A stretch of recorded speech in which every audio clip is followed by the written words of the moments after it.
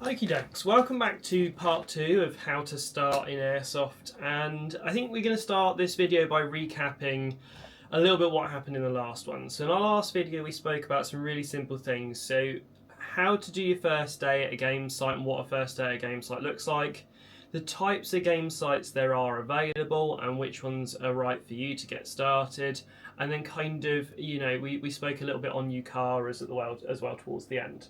So in this video we're talking about post your first ever game day. So hopefully you've gone to a site, whether that be CQB or Woodland, which is my two recommended ones to get started, avoiding things like Speedsoft and large meal sims. Okay, so depending on how you got on, we now talk about what's next. So let's say you enjoyed your day enough that you want to play Airsoft again, but you're not sure if it's for you. If you did CQB or you did Woodland, maybe what you need to do is swap around what you tried. So maybe you tried CQB and actually it wasn't for you, so let's just go and try a Woodland map. Maybe you tried a Woodland map, it was not for you, so maybe it's time to try a CQB map. The reason why I mention this is that sometimes the first time you play Airsoft is maybe it's the field that's wrong. So if you've played a game, go and play somewhere else. Find somewhere else local to you that has a different style of gameplay, and then find what you like the most. Because at the end of the day, you also have maps that can do both. There are Woodland sites with buildings, so you can have CQB and Woodland all in one go. And maybe that's the best place for you too. So try and find somewhere else to play at. If you came away from your first day going, I'm ready to spend some cash, this is for me, and you found a good site, then you need to think more about UKARA. Now you've just played a single game and you have now 2 months, or 64 days I think, between your first game and your third game to play 3 games. Okay, so it has to be over a minimum of 64 days. So first game is on day 1, and I believe it's 64 days. I might be wrong here, so I can put it in afterwards in post if I need to.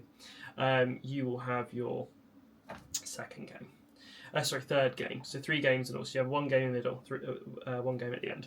I did it across just over 2 to 3 months. So I was going once a month for 3 months. I think that's probably the best way of doing it. Because what you don't want to do is you don't want to go and do the sport and play lots and lots of games before getting your UKARA, because you might get a lot of burnout. Rental weapons are never the best, although there are sites now that are coming out with better and better rental weapons. Some places are even giving high-end guns out for a premium rental, which is okay if you're willing to spend the money, but for most people you're going to want to stick with the normal stuff. Now the reason why I say this is that having your own kit is much different to borrowing kit. Having your own kit, the kit is yours, it's something you enjoy and it's something you've experienced. So then we get onto the kit conversation, so buying your first kit. Now before you get your UKARA, if you're in that mindset of I need my own protection or my own mag carriers or holsters or whatever, then maybe that's what you look at over the next 2 months. So you've got 2 months until you can buy your own equipment using your UKARA.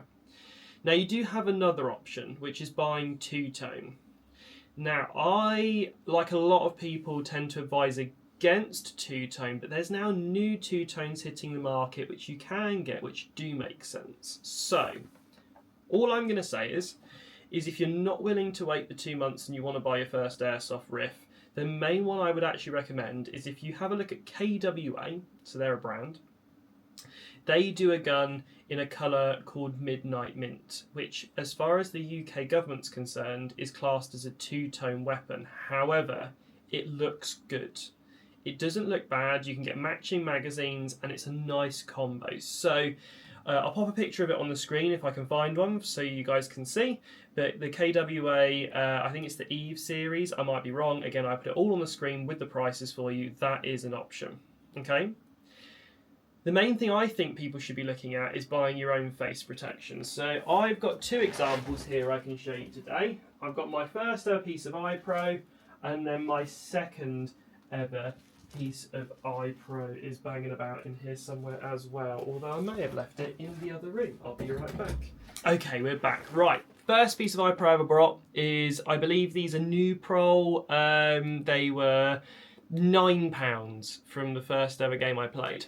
And this is just eye protection, which, by the way, in the UK, if you're going to play Airsoft, if you're over 18, you can get away with just eye protection. On woodland sites, I think just eye protection can be absolutely fine because much longer engagement distances. However, teeth are expensive. So underneath the age of 18, you have to wear full face. There is no debating it. Every site in the UK, under 18, full face, because that's how insurance works. Yeah, the insurance companies paying to protect the site, you have to follow a certain set of rules, and basically the way the insurance works is if everybody's following the rules and an issue still happens, that's where the insurance kick in and everybody gets looked after. If you're not following the rules at an airsoft site and something goes wrong, you're not covered by that insurance. Now, then it becomes, whose fault is it? Did the site not tell you the rules, or did you not follow them? Because if the site didn't tell you the rules, you get money from the site. If the site did tell you the rules and an accident's happened, number one, site's probably going to ban you. Number two, I think this probably could be an issue in some places. The site may very well seek legal action against you because you basically have basically caused an issue at the site because you weren't following rules. So, for example, if you shot somebody in a safe zone when you told not to shoot or have a loaded gun in the safe zone, the site and the person you shot probably going to come after you. So just remember, insurance at all these game sites are there for a reason, and you must follow the rules. So over 18s can just wear eyes, under 18s got to wear full face in the UK. So this is my first mask that I then bought after buying just iPro, because I started off at Woodland, remember? That's what I explained last time I started off Woodland site. So I bought an i5 from Dye. Now this is probably one of the most popular full face masks on the market at the moment, is i4s and i5s from Dye. Dye is originally a paintball brand, however all of their full face masks are ANSI rated to the point where they are safe for airsoft. I would recommend, if you're going to seriously get into airsoft, the first thing you buy is your own iPro. Couple of reasons. iPro is always gross and disgusting from the rental points of view because they don't get cleaned as often as they probably should, so you're wearing probably months and months and months of other people's sweat, especially during summer season. I've seen some rentals properly sweating in all their face gear. It is pretty gross. At least if it's your own sweat, it's manageable. Second reason I do it is it will fit better and you will have more comfort in the long run. And I mean, with dyes, unless you really mess up the lenses, they are completely fog proof, whereas with regular iPro, if you're borrowing it, there's a good chance it's going to fog up a lot. You're not going to have a great day. So look at iPro. Maybe don't invest in a dye unless you're really serious. I realised that I fell in love with the sport pretty quick, and I realised that it was worth buying a good iPro for the long run, and it has paid off immaculately really for me to have that. Next thing you want to look at is well, what are you going to wear to your game field? So I recommend military surplus if you want nice clothing because it is cheap. An MTP set of trousers and an MTP U-back, which is the Under Armour shirt, probably is going to set you back no more than £40 if you buy it from a reputable seller. Maybe 70 quid if you're buying the ones that are graded as new and they actually still come in the plastic packaging that was given to the military in, so they really are fresh out of the box. They'll last your lifetime because that's what they're designed for, and they're comfortable. And with most MTP, you've got two variants in the UK of British MTP. You've got the regular ones and the hot weather ones. I would suggest always just buying the hot weather ones because in the UK, you're running around, you're going to get hot and sweaty even during the middle of the winter. That's one option. Other option is you just look at comfy clothing that fits your playstyle. Obviously, if you're going to go more into the speed soft side of things, which you're more than welcome to. Again, I built this channel off the way that I want everybody to feel included in airsoft. I know there's a big rift at the moment between milsimmers and speed softers, and there's big clashes against them in the community. However, I think everybody should just get along because at the end of the day, we're all here for a good time. But if you want to get into more speed soft and you don't like the military style of things, then obviously comfy clothing. What I wouldn't recommend is for speed soft going out and buying the £200-300 worth of clothing because, again, from my experience, a lot of people have bought it. They've either loved it or they hated it, and then you're hundreds of pounds in the hole. Speed soft clothing is built for speed soft. It doesn't always fit everybody. Not everybody likes wearing it. Sometimes a decent set of clothes that you just like, that look trendy and fit your play style, whatever you want to do. Next, you got magazine holsters and belts and stuff like that. I would recommend, if there's two things you're going to buy as a newbie to Airsoft, pair of glasses, awesome. Maybe a lower face if you're going CQB. I bought a lower face, but I just can't find it at the moment to show you. Okay, and you want somewhere to hold your mags. That's my mag holster I run most of the time. I'm actually currently got it set up for pistols. So it's got 4 pistol inserts there. This is a Viper VX chest rig. Goes just on your chest about here-ish. Okay, you've got all your magazines where you need them, and there's also a admin panel here. So you can pull this up and you have an entire pouch down there. You can put more ammunition in there if you want, put another ammunition bit in there, but I actually use that as a storage sometimes. And you've got plenty of space for your patches. Awesome. That would be the other thing I recommend. Belts I wouldn't recommend until you're serious, because there's 2 types of belts. You've got battle belts and shooter belts. Battle belts sit on your hips. Shooter belts go on your belt band using Velcro. Lots of options there. All of them pretty expensive. I wouldn't suggest doing it until you're, maybe 6 months into Airsoft with belts, because then you can find one that fits your playstyle. I jumped the gun. I bought a battle belt from Warrior at Christmas, the time I started, and that cost me £120. It came with a holster, 2 M4 mag holsters, 2 pistol 9mm mag holsters, a dump pouch, and a admin pouch for £120, which from Warrior is an absolute steal, because that's normally about 170 quid's worth of kit. Especially because each of the mag pouches by themselves, mag holsters, the polymer ones, are £35 on their website. Very good. However, I found pretty quickly that with battle belts, every time I was getting a magazine out, it was shifting around on me too much. It didn't fit my playstyle. So now I use a shooter's belt, which is a Velcro belt, which then has another belt go around it, and it holds onto your waist firmly. That's what I run now. So maybe get into the sport a little bit longer. Things I wouldn't suggest getting: don't buy webbing. I see so many people doing it. I've seen some people do it and have a great time. Novridge has just started selling webbing. Webbing is basically, imagine a vest covered in molly, or a vest that's covered in pre-attached pouches. Now, the one with pre-attached pouches you're going to have issues with, because what you have is what you have. If you're not running a pistol, you can't take the pistol pouches off and put something else on. If you're not running this and you're not running that, you can't change the ones with pre-attached pouches. They cost about 30 quid, which is on the cheaper side, because this is £29.99 without any inserts, I believe. So you have to buy your own inserts with these. So I wouldn't suggest that. With the webbing, you can get webbing and then buy your own pouches, but then in the long run, like the Novridge one, you probably, with all your pouches and all these things, you're probably looking at £90 to £100. The last thing then is plate carriers.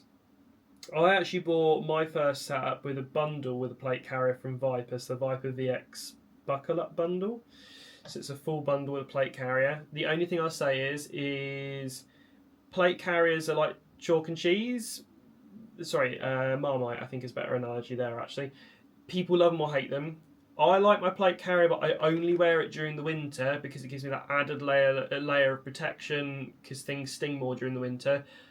And it gives me a little bit of heat retention as well, so I can wear lightweight clothing, so I'm not bogged down, but at the same time a little bit more in the way of protection. During the summer, 90% of plate carriers are going to cook you. So if all you have is a plate carrier to carry your mags, you may cook during the summer.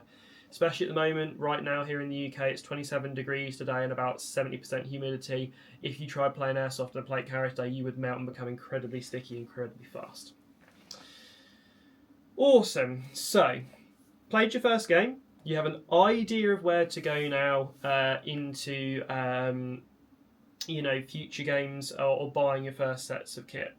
So, we're going to end off the video here because right now you guys have 2 months to get your UKARA. So, we're going to revisit this series in probably about a month's time. I'm going to aim for now. So, I'm probably going to upload this video the week after I filmed it, just to space these out. But for you guys at home, go and play your games, get your UKARA.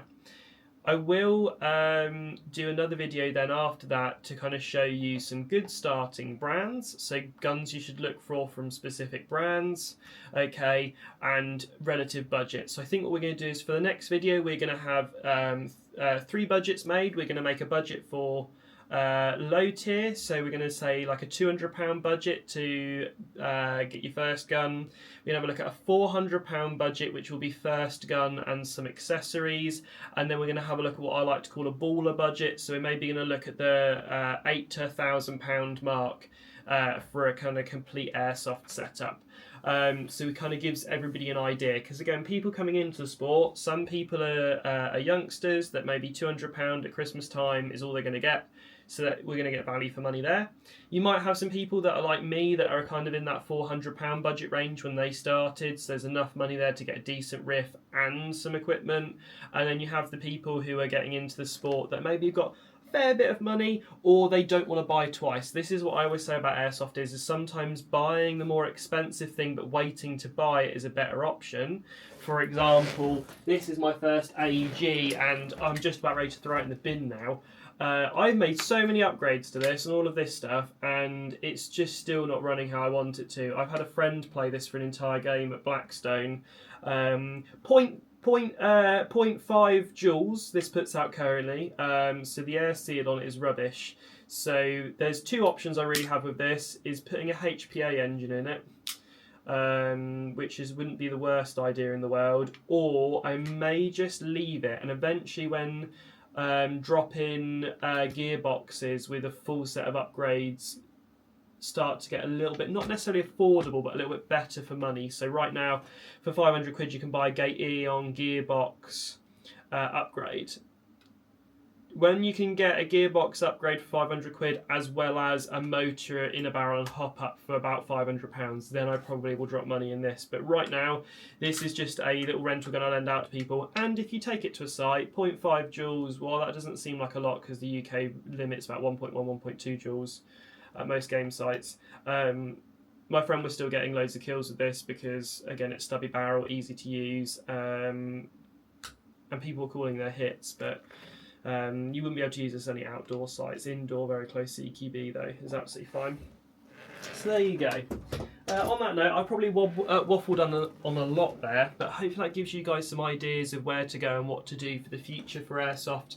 If you have any questions, let me know. And like I said, we're going to come back in a couple of weeks and we're going to talk about, which brands to look at for your first kind of replica, the options for your first replica, and we'll kind of go from there going forwards. If anybody wants any recommended game sites, you can message me.